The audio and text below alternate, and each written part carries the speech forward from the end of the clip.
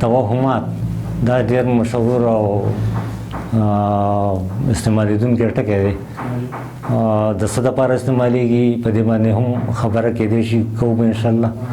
خو زما په حواله زه د خپل فکر سره سم دا خبره کوم چې هر هغه نالیدلي کارونه، نالیدلې قصې او کردارونه او بیا د هغوی سره قسمت تړل، خپل ژوند تړل، بیخي په هغې عقیده ساتل،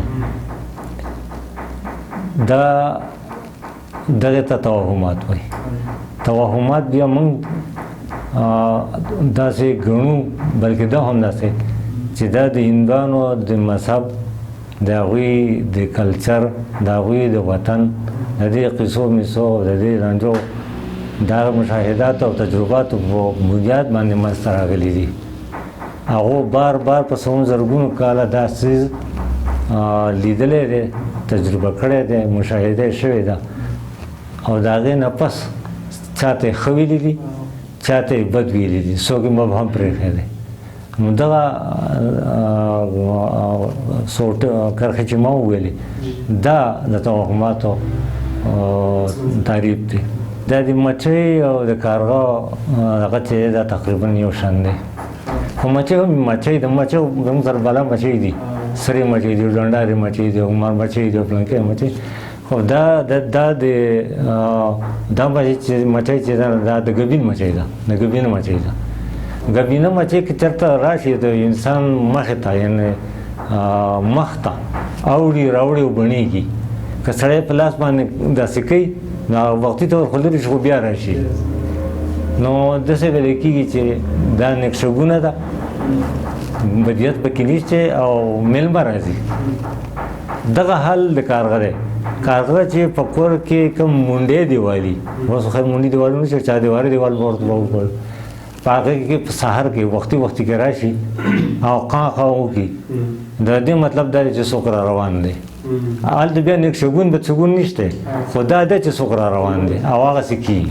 سترګې رپېدل چې دي هغه په خپله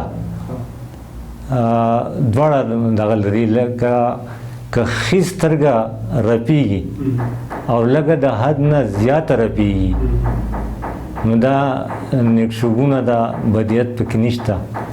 او که ګسه سترګه ده او د خپل دغه نه د هغې نه بهر لږه زیاته رپېږي، دا بیا بدشګونه ده. دغه بدشګونه د سترګې رپېدل هم بالکل داسې معنی لري لکه څنګه چې مچۍ غله. دا عموما ښځې دا خبره کوي چې کله په منځه ولاړي یا هسې ولاړي یا د کور وځي چې د سفر په اراده باندې یا د څه کار کولو په اراده باندې، نو که خدای مکه یو پیشو، دلته خو تورې پیشوګانې نشته، ټولې خړې دي، خو ګرې کلر دي. نو که دغه ګرې پیشو هم په مخه تېره شي، نه د ښځې په زړه کې ټک ولګي چې دا خو پیشو زما د مخې تېره شوه. دا زما دا وتل، د کوره وتل، دا کار کېدل، دا سپېره دي. نو کله کله خو داسې وشي چې هغه خپل کار پسې پرېږدي، واپس شي. دې حد ته دا زموږ د عقیدې حصه جوړه شوې. دې په څیزونه دي کله چې بانګي بالغ کېږي نو یو هګۍ اچوي او غوړی په سایز کې، په سایز کې داسې لکه د کوترې د کارغه د هګۍ په شان دومره خسي، خو هګۍ اچوي. دغه یو ناشنا کار د چرګې دی. چرګه هم چې کله ځوانه شي، پیغله شي، په دې دوران کې هغه بانګ وایي. اوس د دې د بانګ ویل چې دا بدشګون دي، د هندوانو سره بدشګون دي او زموږ سره بدشګون دي، یعنې چې دې ښه نه جوړېږي. د سپي انګولا چې ده د شپې خصوصا هغه یو وو غوندې کوي، هغې ته انګولا وایي. ګیدړ هم هغه وو کوي، دوی هم هغه وو کوي.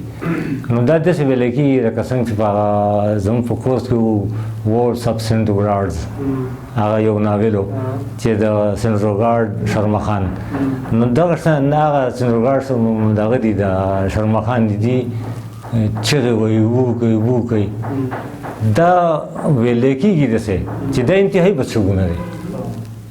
خو چې هغې دپاره بیا هغه ځای کتل غواړي چې ده په کوم ځای کې دا انګولا وکړه، د چا کور ته یې نږدې وکړه، د چا په دروازه کې وکړه، او که نه چېرته لرې وکړه. نو که دا لرې کړي په بڼ کې کړي په پټو کې کړي نو بیا خو خبره نه ده، خو که دا د چا د کور کوڅه کې ده نو هلته بیا داسې ویلی کېږي چې دا خبره مرګ طرف ته ځي.